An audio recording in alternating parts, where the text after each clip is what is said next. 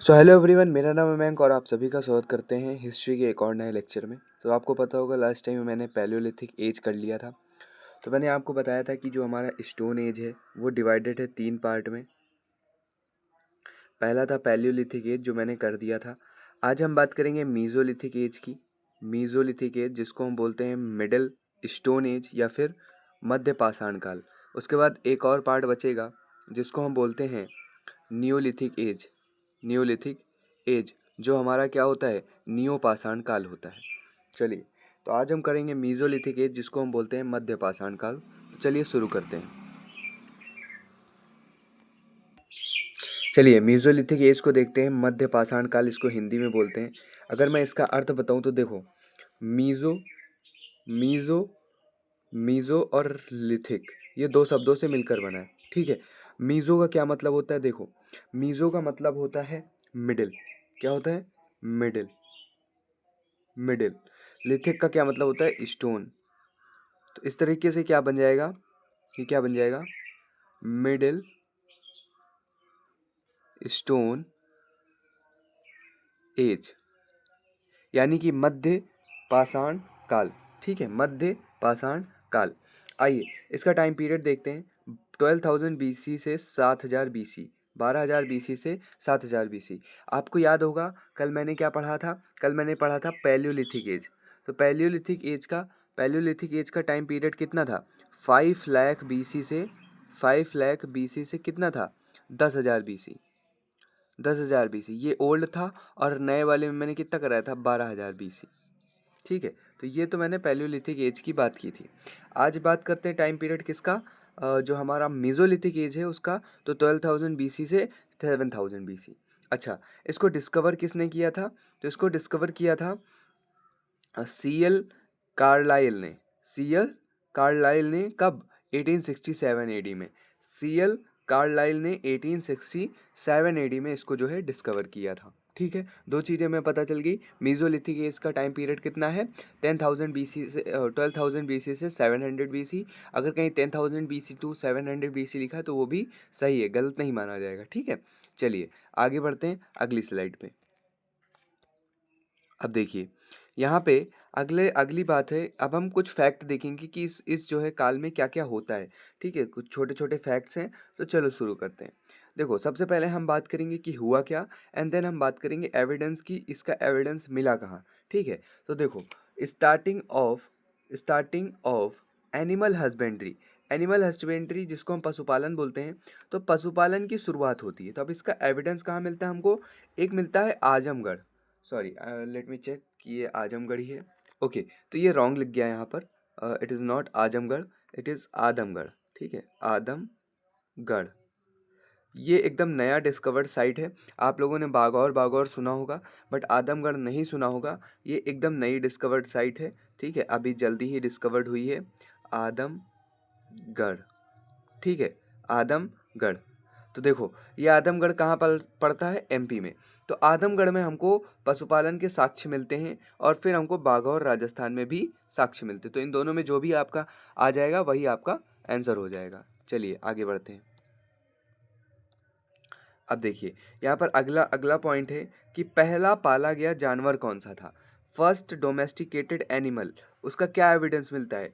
तो लोगों ने बताया, जो एविडेंस मिला उसके अकॉर्डिंग पहला जो है फर्स्ट डोमेस्टिकेटेड एनिमल डॉग था। अगर डॉग ऑप्शन में नहीं होता है तो क्या लगाओगे आप? गोट, बकरी। अगर बकरी भी ऑप्शन में नहीं होता तो क्या लगाओगे आप? शीप, भेड़। ठीक है, ये 3 ऑप्शन लगा लेना आप। चलिए आगे बढ़ते हैं, आगे बात करते हैं हम। समझ रहे हो ना? पहला पाला हुआ जानवर कौन सा था? हमारा बोट। चलिए आगे बात करते हैं।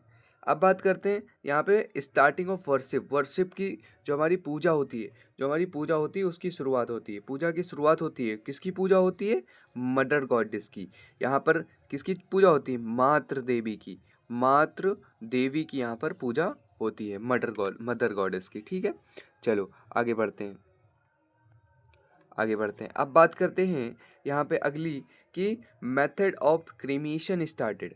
जो हम दाह संस्कार होता है ना, लोगों का जो है, लोगों को क्या करते हैं? लोगों को जो है अंतिम संस्कार करके उनको जो है क्या करते हैं? बरियल उनका कर देते हैं, उनको जो है जो है कहीं कहीं आग लगा दी जाती है, कहीं कहीं क्या होता है उनको जो है ज़मीन में दफना दिया जाता है। तो वो चीज़ यहाँ पे आग वाला तो सिस्टम अभी नहीं था, ठीक है, आग वाला सिस्टम तो अभी नहीं था, नहीं, बिल्कुल नहीं। अब देखो डेवलपमेंट कैसे हो रहा है मीज़ोलिथिक एज में।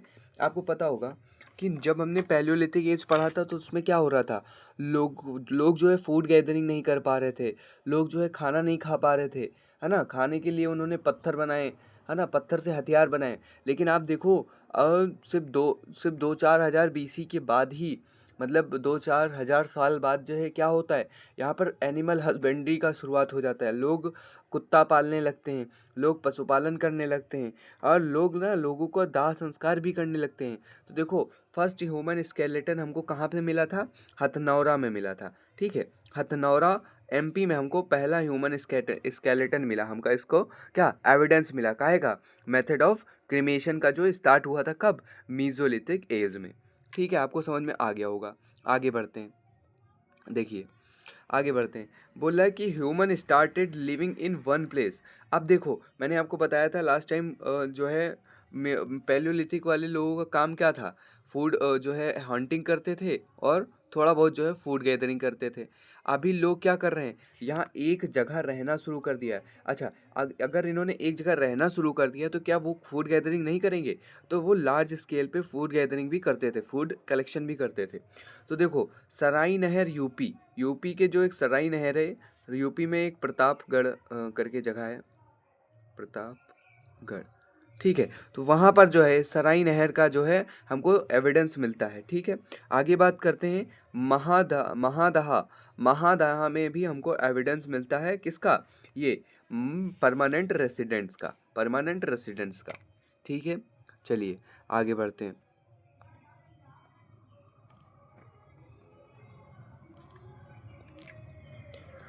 मानव द्वारा एक दूसरे पर आक्रमण, इसका भी हमको एविडेंस मिलता है।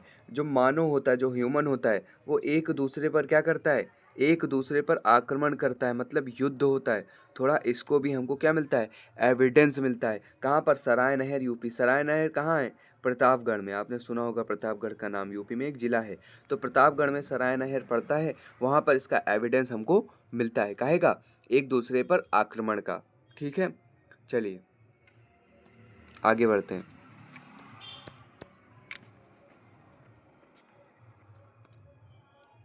Invention of bow and arrow. जो बो होता है, बो मतलब, देखो बो मतलब होता है तीर, और एरो मतलब होता है कमान। तो तीर कमान का भी यहाँ पर आविष्कार होता है। तो आपसे क्वेश्चन आएगा, in which age the invention of bow and arrow has been placed.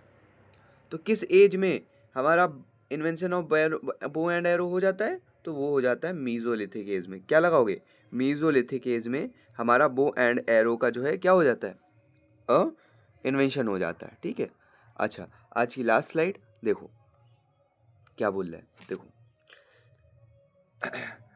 आपको बताया मैंने क्रिमेशन स्टार्ट हो गया था, लार्ज स्केल में क्रिमेशन स्टार्ट हो गया था, लार्ज स्केल में हमारा क्रिमेशन स्टार्ट हो गया था।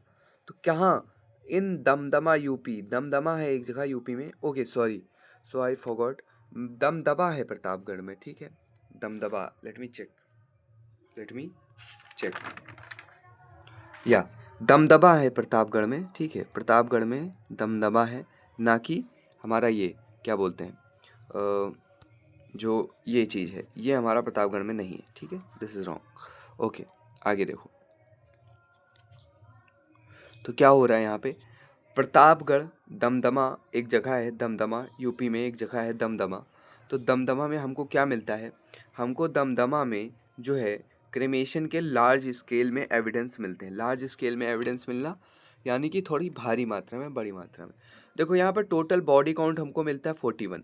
ठीक है, हमको टोटल बरियल्स यहाँ पे कितने मिलते हैं, 41, जिसमें हमको कपल बरियल्स मिलते हैं। कपल बरियल्स मतलब दो लोगों को एक साथ जो है दफना दिया गया। तो कितने हो गए टोटल, ये 5 दूनी 10। फिर हमको 3 ट्रिपल बरियल मिलते हैं, यानी कि 3 लोगों को एक साथ दफना दिया। कितने, 3 लोगों को एक साथ दफना दिया। तो कितना हो गया, 3 तरह की 9। और यहाँ पर सिंगल बरियल मिलते हैं 28। तो अगर इनको जोड़ोगे तो ये टोटल हो जाएगा 9, 19, 19 एक 20 और 27, लगभग 47। ठीक है। तो ऐसे करके हमको बरियल मिलते हैं, ठीक है। तो ये टोटल बॉडी यहाँ पर 47 कर लीजिए। तो ये चीज़ हमको यहाँ पर क्या एविडेंस मिलता है क्रिमेशन का।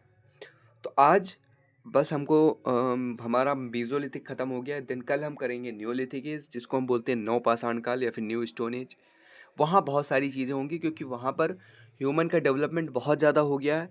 ह्यूमन रहना सीख गया है, एक जगह परमानेंट रेसिडेंट्स हो गया उसका। अब वो एग्रीकल्चर भी स्टार्ट करेगा, वो ना खेती करेगा, कहीं ना कहीं धान उगाएगा, कहीं गेहूँ उगाएगा, कहीं बार्ली उगाएगा, जौ। तो हम बताएंगे कहाँ कहाँ एविडेंस मिलते हैं इन सारी चीज़ों के। तो आगे चल के जो है बहुत ज़्यादा अच्छी क्लास आने वाली है। तो चलिए आज के लिए बस इतना ही। वीडियो को एक लाइक कर देना, नीचे डिस्क्रिप्शन में आपको डायरेक्ट PDF की लिंक मिल जाएगी, ओपन करके पढ़िए। चलिए मिलते हैं नेक्स्ट वीडियो में। Till then bye bye, thank you so much for watching.